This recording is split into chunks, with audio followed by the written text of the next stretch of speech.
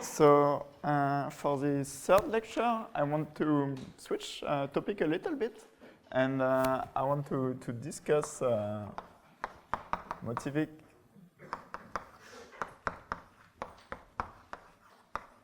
integration on quotients.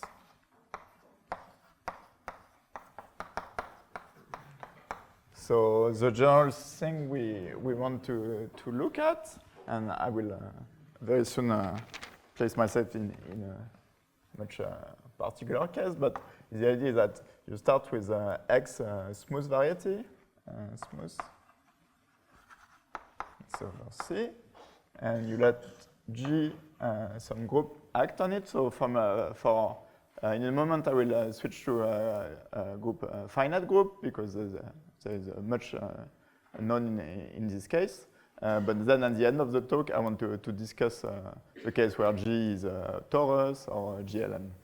And the idea is that, I mean, you have this thing, and you can look at, so maybe if G is a finite, I mean, if you have a quotient, then Y would be the quotient of X by the action of G, depends a bit on the situation, what we mean by that. And a priori, in general, Y will be singular, and we want to study the singularity of Y, but for once, we don't do like we do with the Milnor fiber, where we have a regular function, and then we look at a smooth fiber around a bit next to the singularity. Here we directly tackle the singularity by really looking at the integral. So maybe with some notation I used a little bit.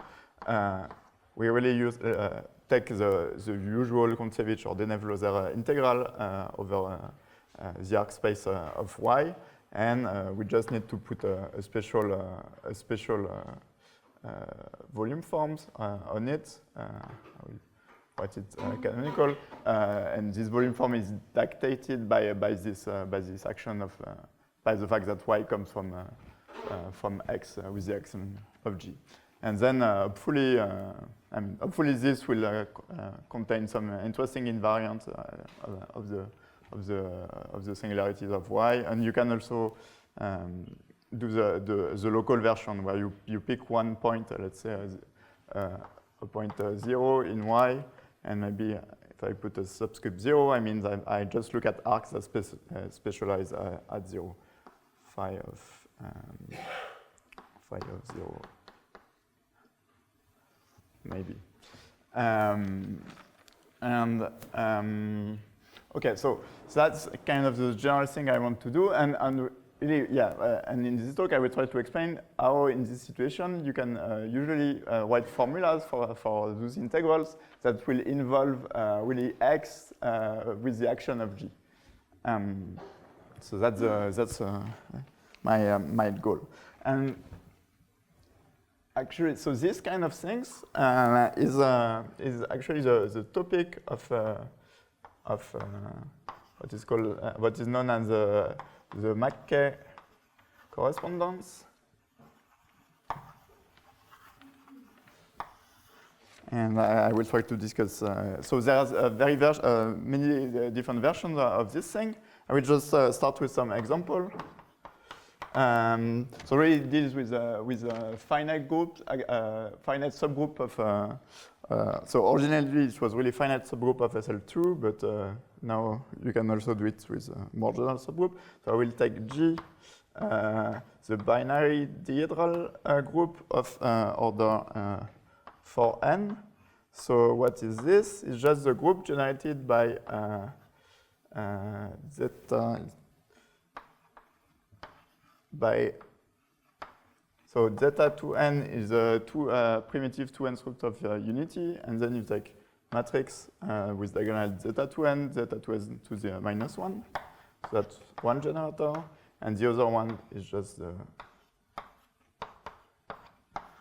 this matrix. And so you look at the subgroup of SL2 of C, generated by those. And so G naturally acts on C2. So in my case, my X here will be C2, And then you can look, you can take the quotient. The quotient y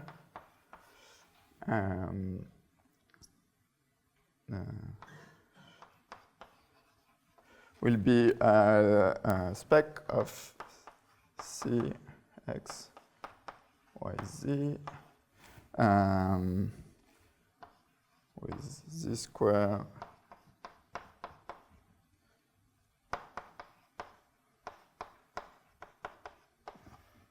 and here and the map, the invariant. So invariants are generated by x, y, z, and you have x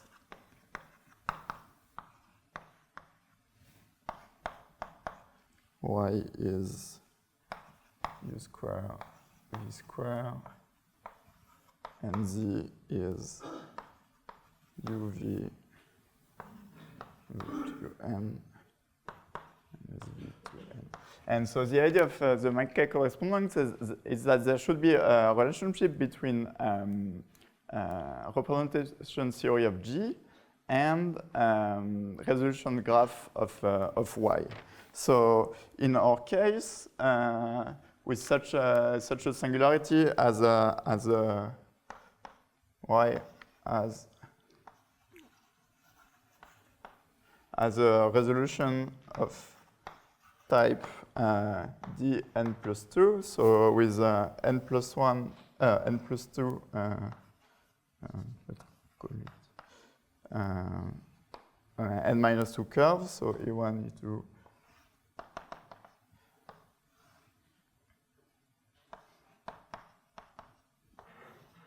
so here we have En, so basically we have a chain, and then at the end we have 2. And all those are P1s with a self-intersection minus 2. And McKay observed that actually this thing can be related to representation theory of our group G, because you can describe the representation of G. Well, you denote VI the given so two-dimensional representation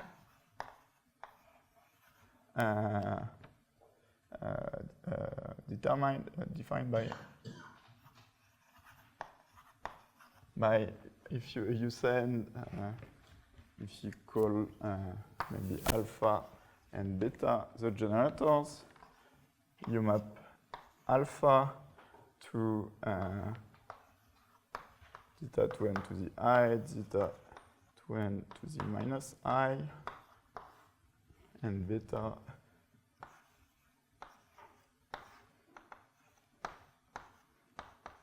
minus 1 to the I.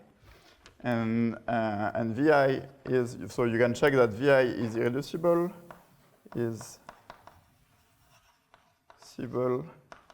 if I is strictly between 0 and n, and otherwise it's reducible. So, so for example, if VI is 0, then it splits in 2, and so out of this, you get that you can describe the representations of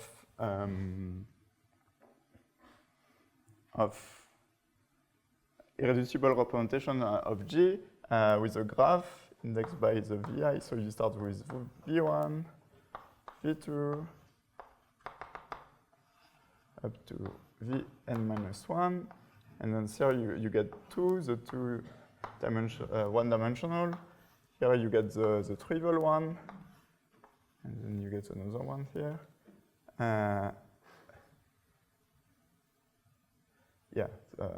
You can get the splitting here. And so you see here, so basically here you have the,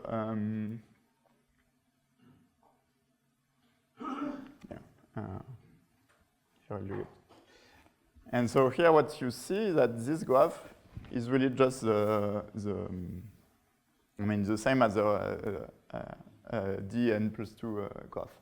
And that was, I think, a McKay observation, is that, so in our case, it would be like, first, the number of reducible components would match, and also that you somehow can, I mean, you can, out of the representation, you can build a graph, and that they would match.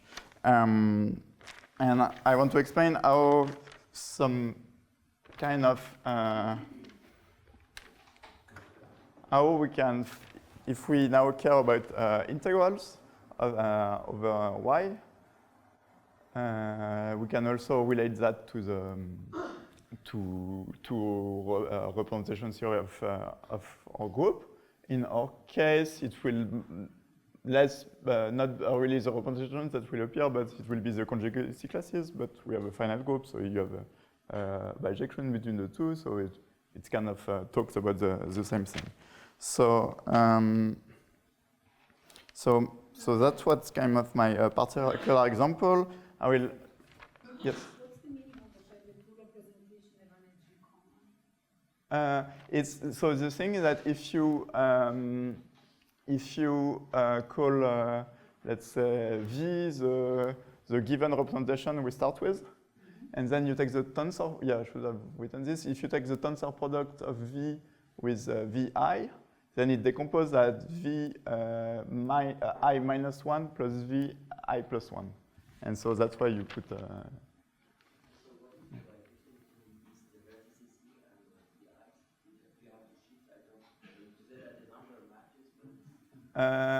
Well, here, I mean, the EI are the submit, and then when they cross, you put an edge, and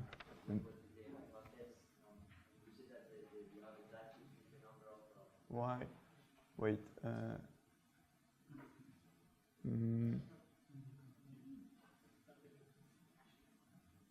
No, and then the thing is that the one here it seems that you have one more here, but the trivial representation, since somehow it's always here, you forget it. You also have Vn. Wait. But yes. Sorry, there is one. Yeah. So yeah. Yeah, I think I was confused. You have an extra here. Yeah. When you take V0, then you decompose at the trivial one and another one because where beta acts by 0, 0, 1, 1. Which is not the trivial one. Yeah. Yes, and so now, so V0, 1, Vn plus 1. Yeah, so now if you remove this one, then it matches. Yeah, thank you.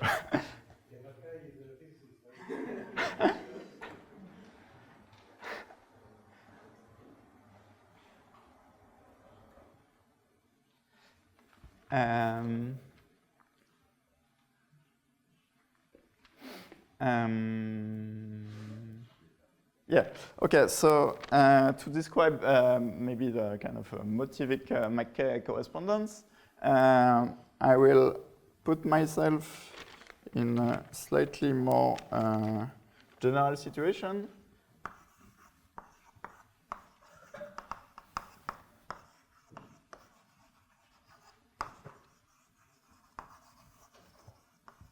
So I take G, a finite subgroup of SLN of C.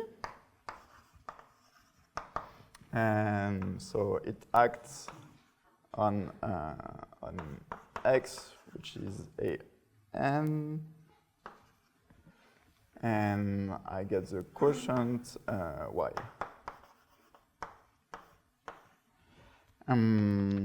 Okay, and it happens that you can define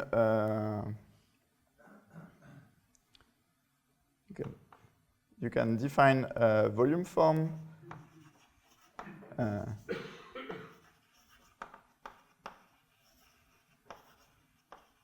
on Y by saying, let's say, omega Why? By saying that if you call H the quotient morphism, you ask that. So you do this on smooth points, and you ask that the pullback give you the standard form on X. And so maybe you have some interdependency, but when you take the volume form associated to this, it determines the Unix measure on Y, and probably there are poles on 0 on the at the singularities of Y. But then you can show that what you get, basically because Y will have Gorenstein at first canonical singularities, you will get something that will converge when you take the integral, and so you can define this integral there, and this integral we will express it as a sum of conjugacy classes of G, and for this we need to define the weight. So if we take an element of our group, so because G is it's a finite order, it will be G is diagonalizable, and if we write so we can write it of the form E1.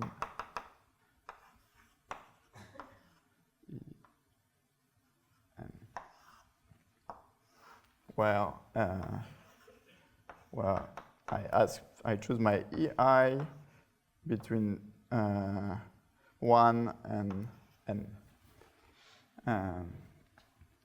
Okay, and then I define the weight of G. Maybe not call the root logarithmic delta n? Yes, because n. Yeah, that's why n should. Yeah. Let's call it R. So let's say G is of order R. So at most it involves the roots of unity of order R. And now my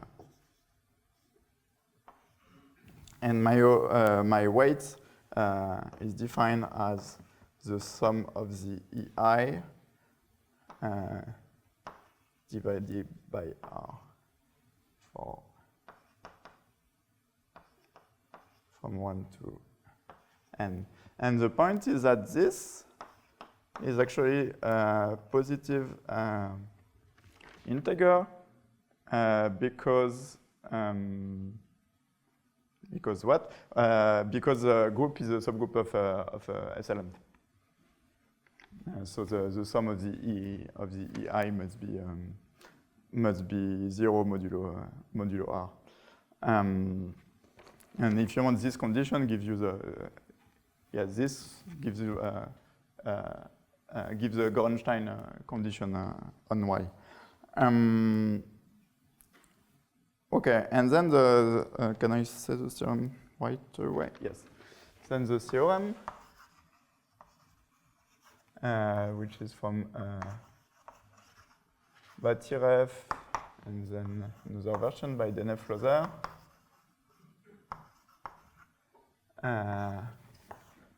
Is that if we take this, if we look at, so in this situation, the integral I was looking at, it's called the stringy invariant, because all this comes from physics, and maybe stringy invariant at 0 of Y, and that would be the integral, as I written, over the arc space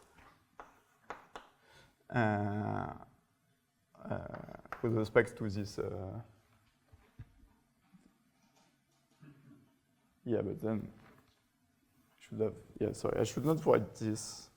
Let me. It's not like the.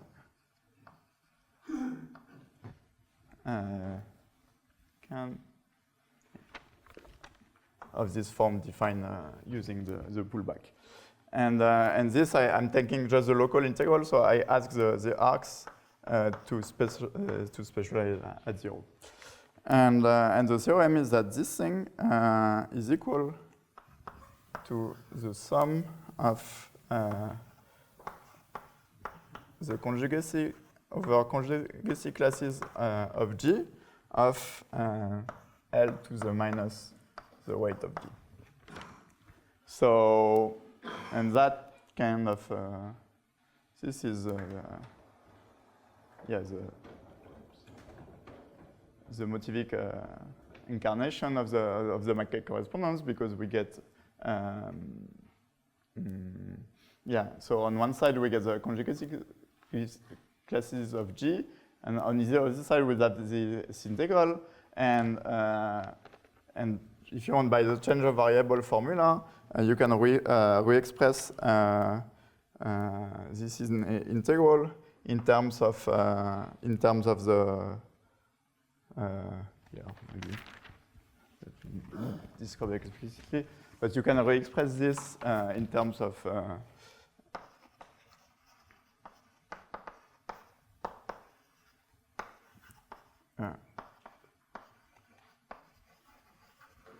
a resolution of y.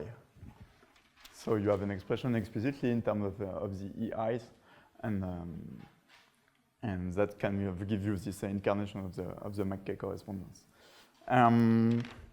Okay, and so that's one part of the story. Yes. Yeah. So the thing is that here I'm just taking the local one. But if you remove the local, but then you get a less good, nice expression for this. So that's why I want to put this. This very, yeah, maybe a bit too naive. But yeah, but thanks. It's also something I wanted to mention a bit. Is that those string invariants. So if you remove the condition that you want the arc to specialize at 0, then actually Batyrev defines those. Not only for quotient singularities like here, but more generally for Gorenstein singularities with that worth essential singularities. And it shows that, I mean, and then you define an integral without the specialization, and he has a conjecture that if this singularity admit a equivalent resolution, so a resolution where there is no discrepancies, then this can be expressed as a polynomial. I mean, there is no denominator. I mean, you can simplify the formula, and then you get the polynomial, and then it allows to define somehow some what you call stringy odd number out of those, and then you have the conjecture about some relationship between those things. So. And yeah, but I mean the global the global conjecture is for when y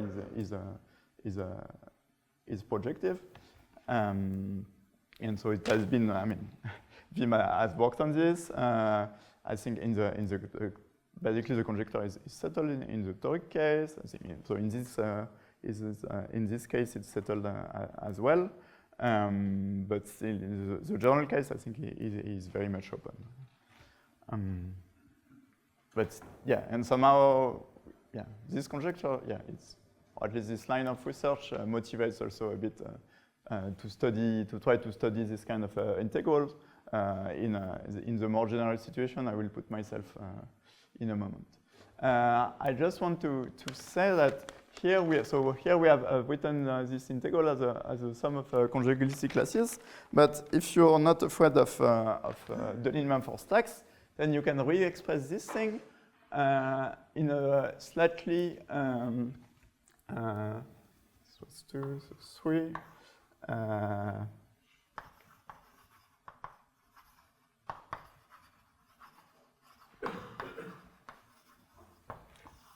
So here, I mean, you can give maybe a little bit more conceptual formula. So the idea is that here, associated to our situation, so I'm still in this case above with a finite group acting on X, And so I said, so we have this, this quotient y, which is x over g.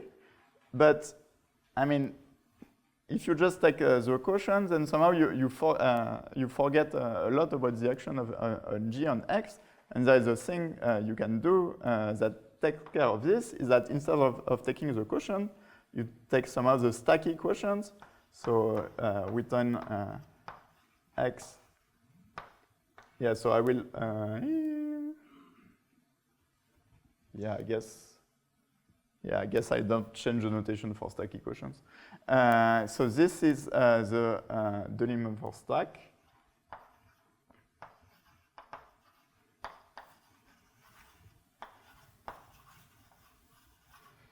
And the idea of so Deligne for stack, the idea is that you take both, I mean, its points will be orbits of x for the action of g, but you also take automorphisms of these orbits. So, you somehow you remember really the action, so you remember the stabilizer of the action. So, I mean, if you know what a Deligne for stack, then that's it. Maybe I can just describe at the level of so Deligne for stack is somehow a slight generalization of algebraic variety, but really allowing also automorphisms of objects. And just at the level of C points, it's really the points under the action of G.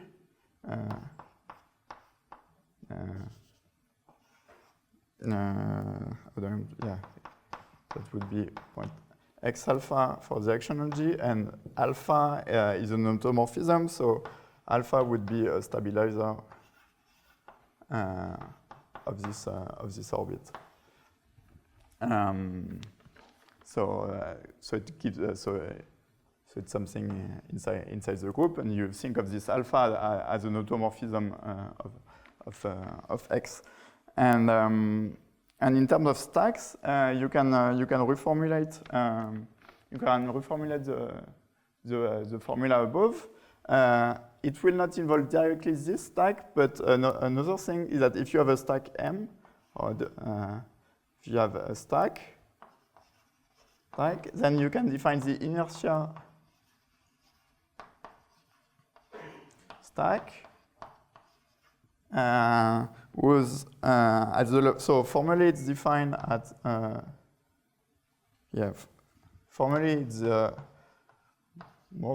morphism from, I will give some concrete description, from BZ to M. So BZ is a stack defined by one point with the action of Z, and you look at stackimorphism for BZ to M. So really just at the level of points. This thing for if M is the thing we care about, x over g, then you can describe this this inertia stack as a disjoint union over the conjugacy classes of G. And then you look at xg over g, and you take the stack you see. So xg is a point in x fixed by g. So you look at the locus, where of points fixed by the g, and then on x g the group g acts. So you can also again take the quotient, and that gives you something. So in particular, if you look and you have a natural map from the inertia stack to M, just by my so another just because point in inertia stack basically means that we take a point in M plus automorphism of the point. So in particular, you have a natural map to M, and so here the map would just be, you embed xg into x, and then you go to x over g. And in particular, if you from this thing, you can also just specialize to the actual quotient y. And if you take the point 0 in 1, in y, you look at the po-image, well, what you get is exactly for each conjugacy classes, you get somehow one thing, you get 1 over g. And so the reformulation of the Motivic-McKay correspondence is this formula, is that and last thing is that the weight also define a partition of the inertia stack according to, you can look at the level sets of the points in the, since in the inertia stacks, your point in the inertia gives you an automorphism, so you can look at its weight. So somehow you can decompose the inertia according to the weight. And with all this, so maybe it's a bit too, with all this, you can re-express the fact that phi of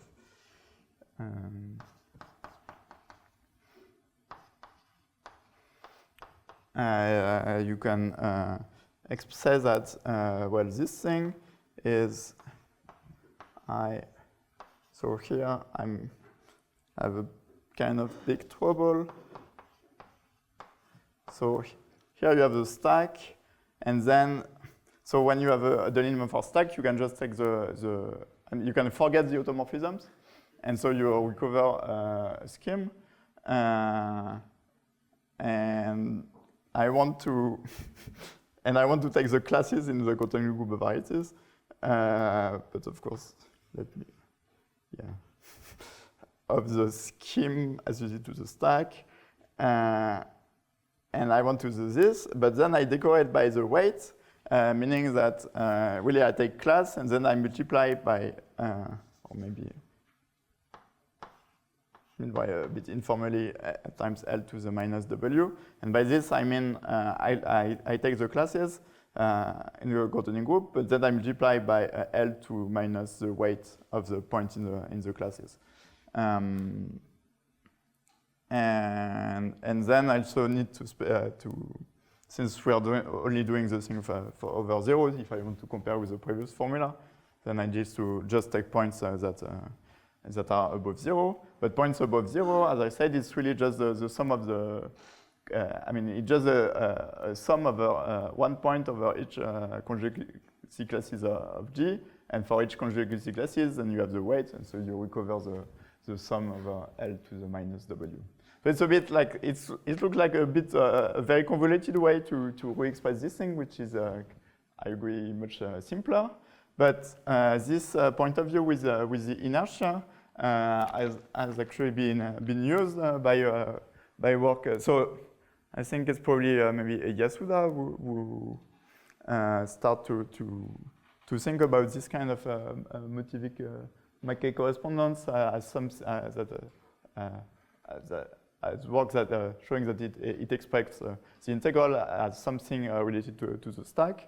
But then Hrushovski, Wyss, and Ziegler really use re-express this formula using the inertia stack to much success for their new proof of the fundamental lemma. And and somehow in the last part of the talk, I want to show you that you can do something similar, but for general Artin stack. So it would be 4.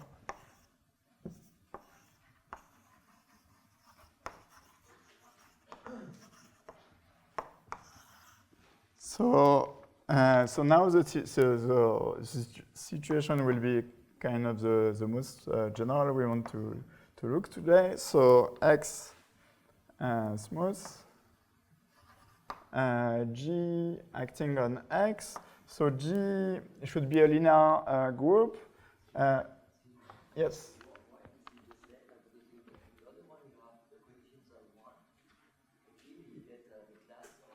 Yeah, but the thing is that, so you have this map from the inertia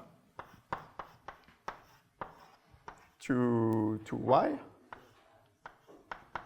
and yeah, and you have 0, and I take the pre-image over 0. So in my xg, so you always have a 0, and that's the only thing you have. And yeah, but the thing is that the point is that, so formulated this way, it's look a bit silly, but the point is that this inertia formulation, then you can remove the zeros, and the formula stays true. And actually, that's the kind of the thing, the way I think about it. Just for the presentation and for the link with the McKay correspondence, I thought it was slightly easier to look at this local version here.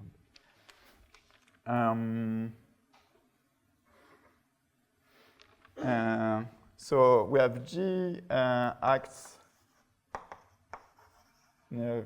generically freely.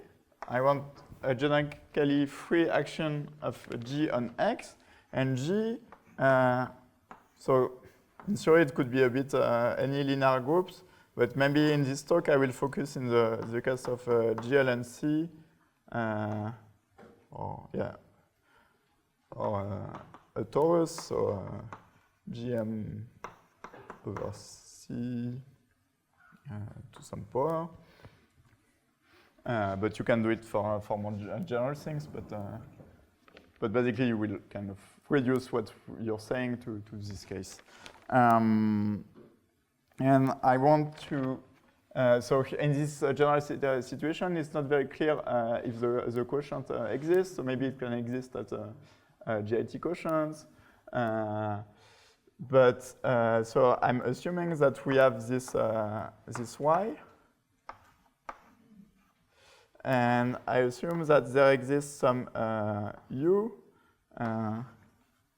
dense open in y, such that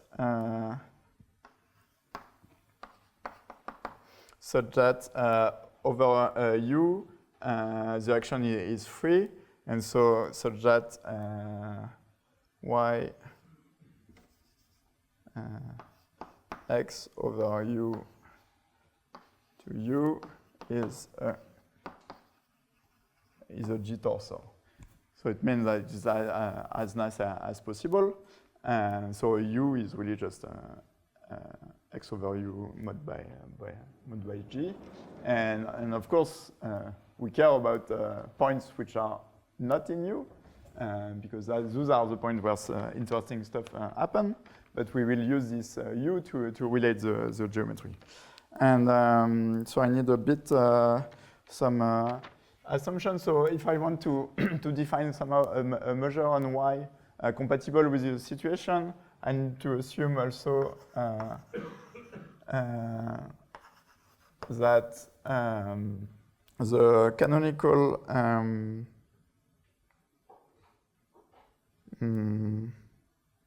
I assume that some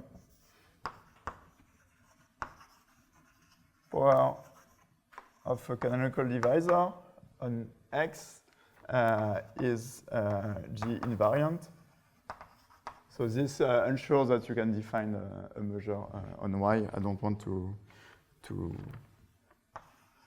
so we get some canonical form on Y, and this form will somehow know something about the X, and has a chance to do something interesting. And okay, and then there is some last condition, which is maybe a bit more technical, and we assume that that the thing we built out of this, so out of this situation, you can take the stacky quotient x over g, but now since g is not finite, it's not a Deligne-Mumford stack, it's an Artin stack. And then we need to ask that this thing is S-complete in the sense of Alper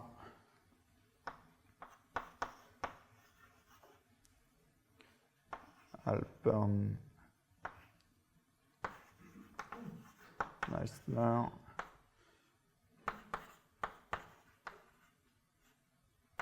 and Loss. And this means I don't want to spell exactly what it means, but it means well, it ensures that you're not somehow missing points in Y that will make your things disconnected. Yeah, maybe we can discuss a bit more at the end what it is. But really, it's something that in a natural situation, it will always be satisfied. It's just that if you want out of my thing here, nothing prevents me to remove some point in Y, which is not in U, because I don't change any of the other hypotheses. But of course, the integral, if I do this, the integral I will express won't be the same, and so you should not be allowed to do this, and that's kind of this hypothesis force you to have this. Okay, so I want to take a concrete example, so you can have something to think about. So my example will be super silly, but I think it's is already interesting enough to give you some ideas about what we are trying to achieve. So the example, if you take A2 with the action of GM, and the action is given just by lambda of x, y will be lambda x, lambda minus 1 of y. So of course here, if you take the quotient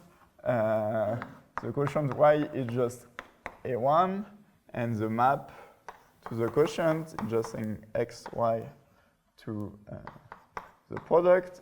So yeah, I'm pretending I'm doing something in the singularity of y. Y is smooth, so it's not a good sign. But it's just a kind of a baby example of the phenomena I want to describe. And some of the formula I will write is not empty for this situation. So, and it shows you already something. So the idea is that if I describe maybe a bit the action of GM on A2, so you get the hyperbolas, and then so you get the point 0, and then you get the cross. Okay, and the idea is that I want to build a formula by looking at fibers of this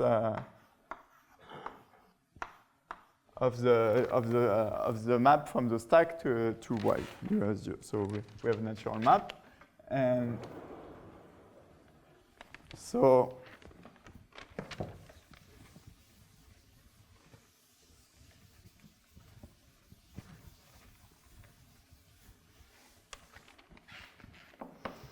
here for example, so fiber. So we want to. So again, the situation. So even A1 is smooth. Something weird happens on 0. So if I want to try to describe some interesting phenomenon, I will pick Z, a point in an arc in A1 that's specialized to 0. So maybe I just take Z equal t to the alpha, and then so this point I can just lift it to x. I can lift it at the tilde, which is 1 t alpha, and then so looking at the fiber of the stack means I really look at the full the orbit of this lift, the tilde under the action of G, but then because I'm taking point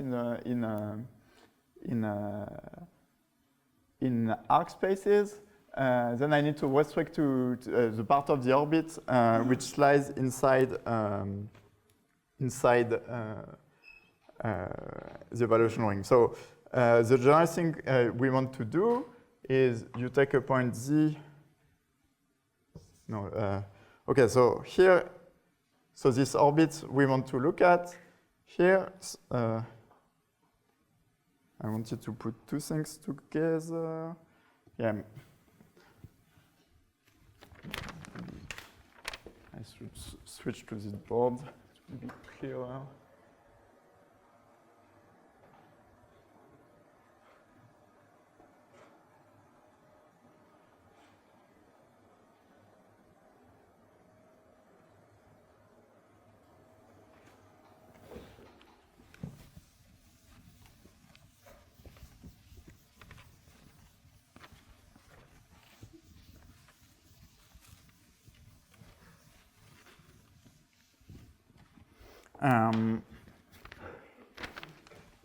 So you take y a point in here, and you want your point y to be also inside this the open set U. So you don't want y to be exactly 0, but probably you want you ask your y to be in my example close to 0 or close to the singular point you care about, and you take what's called y here. Yeah, good. Yeah, well. Yeah, and then you take a lift inside x of your y, and probably maybe to take the lift, you're not allowed to take. I mean, you can't find a lift if you just look at c the double bracketed point, but you need to ramify. So you allow. So you take the lift in if you want this valuation ring of Puiseux series. Lift. So that's it's y tilde is sent to y, lift of y, and then we look at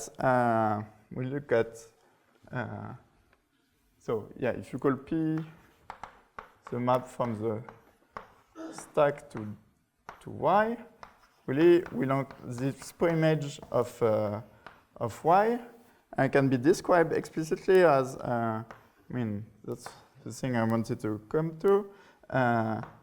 Look at the orbit of this y tilde on G, but then you restrict to points which are in the valuation ring of X. And then, because you have the action of G and you want somehow to just take stuff in the stack, then you mod out by things in G, C, double bracket T. So that's the thing you want to look at. And in the example, for the example, what you look at, so this thing will just be U T alpha R, U minus 1 alpha 1 minus R.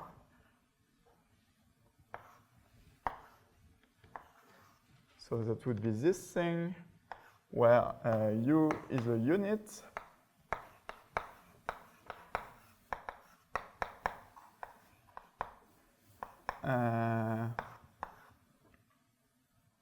Sorry.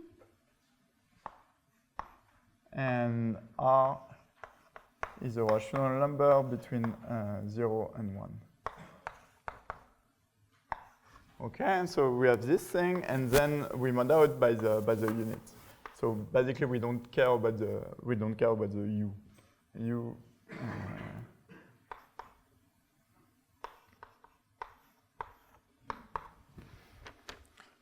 Okay, and so now the thing you can do is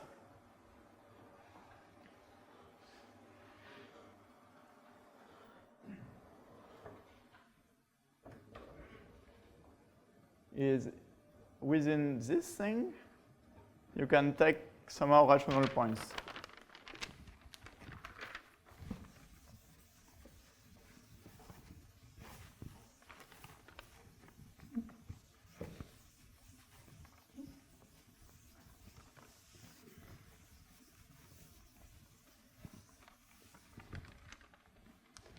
So here, this, yeah, just wait. So this thing, if you just use the choice of y tilde, you can make it in bijection between with a subset of G C double bracket T. So G of the previous series modded out by G of C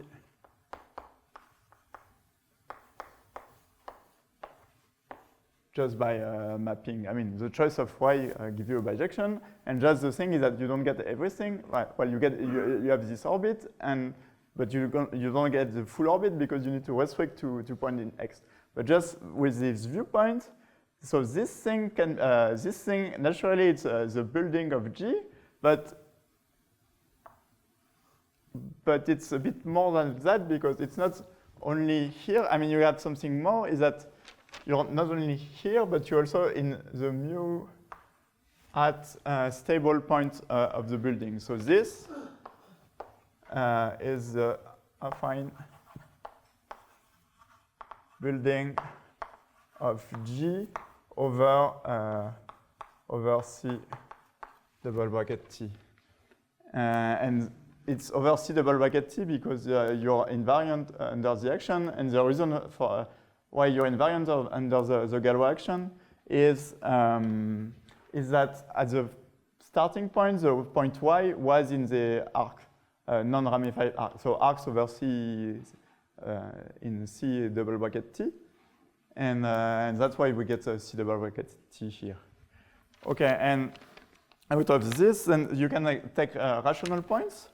And taking rational points, well, on the side of my examples, well, naturally, you see, you can take rational points. So in these quotients, really now what we see, we get the interval 0 alpha inside Q, and from my point of view, 0 alpha. I mean, this Q is really is a value group of our valued fields, and so you can intersect points. You can just take look at the number of points of this thing intersected with 1 over I need the m z. Okay, and so you get n alpha plus 1 points. And now the thing is that so somehow this thing. Somehow, if you want, is a rational point of this fiber of the stack, and you have the fact that 1, which is the Euler characteristic of the 0 alpha of this closed, can be expressed in a super complicated way as the limit as t goes to plus infinity of this number of zeros. I call this Pn minus 1 of y, or the Pn minus 1 of y, t to the n. No, but then. So you take the sum. So basically, you put all those numbers together as a series. It will be rational, and you take the limit as t goes to infinity, and you recover the Euler characteristic. And that's something general for polyhedron. You recover the Euler characteristic by taking a series of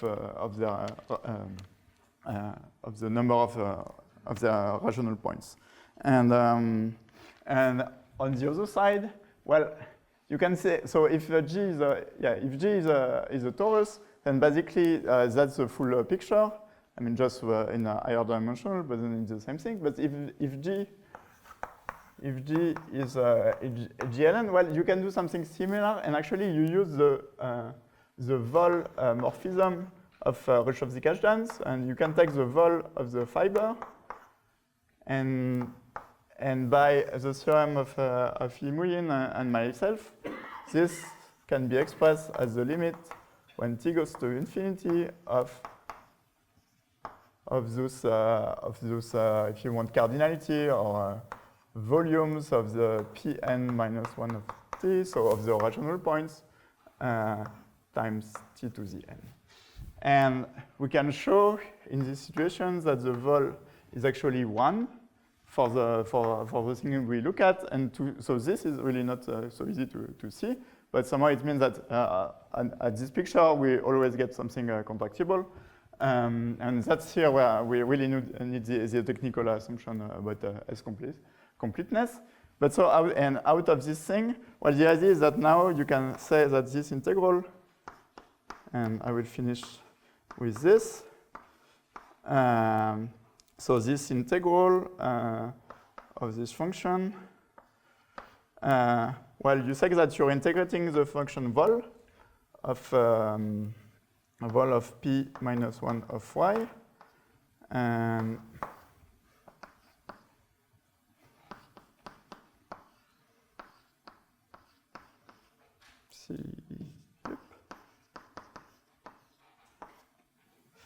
and so you replace this function by this weird thing, and then you switch limit and integral because you show that you're allowed to do that. And so now we get this limit when t goes to plus infinity of this sum. And what you get, so when you integrate, over y this thing, really what you get is something, so it needs to be defined, but it's something that can be described as an integral over the stack. So you need to make sense of this, but you can do it. And just the points, I mean, it's, I will just write this d1 over, I switch it from m to n, so this should be m up of the stack, and also, again, you get some canonical measure on it. And so it's kind of ramified arc, but you need to like twisted version to ensure that you specialize really to arc in y. And this thing, you can re-express it a bit like similar to the formula we had before for the orbifold thing. You can re-express this thing as inertia of x over g. Just you need to take inertia. I mean, twisted inertia by m, and so it means that automorphisms you look at must come from are defined by a morphism from mu m. And out of this thing, you can take the class in the Grothendieck group of varieties. And again, you have this weight, and so you need to take the weight function into account. But that's somehow the formula we end up with. And I will finish with this. And I should have said that it's a theorem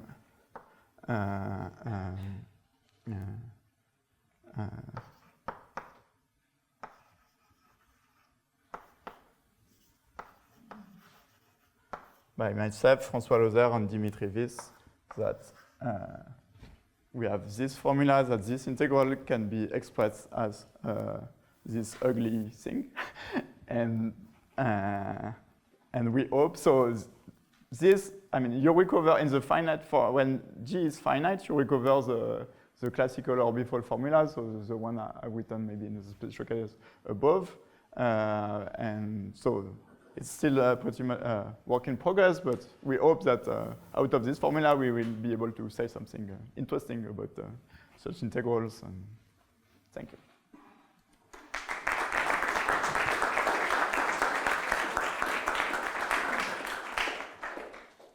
So thank you, Arthur. Are there any questions?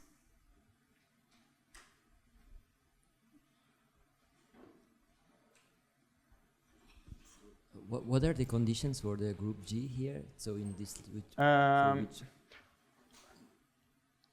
that G is GLN. GLN. Yeah, because at least, well, most of the machinery work with any groups, but probably at the end of the day, you can phrase everything with arbitrary linear group. But to do the computation here of the volume, we really need GLN. And the reason for this is that with GLN, we have a very concrete description of this affine building. I think the picture appears in Martin talks. This building really is built out of, so you have kind of rational lines, and then at integral points, then you branch, and the number of branches, somehow you get P1. Yeah, if you do it for SL2, for GL2, and we really need this kind of concrete description of the building to do the computation. But then if you start with some other group, actually you can you can find another present. Maybe up to changing X, you can change G and go back to GLN as well, without changing the stack. So you can change the atlas of the stack to get GLN. So my second question is, so this type of polynomials that show up here and also in the McKay correspondence picture, are they special? Like, for example, so can you say something about the coefficients? So here, if you I mean, that was the dream, is that we were, we were hoping to use the formula. Well, maybe it's possible, but so far we don't have, we have not succeeded in saying something really new. But yeah, we were hoping to be able to use such a formula to say something about the coefficients appearing in the. Are there conjectures coming from physics about like these coefficients should be positive? Yeah, they say they should be positive. Are there any other questions? If not, we thank Artur for the very nice and interesting series of lectures.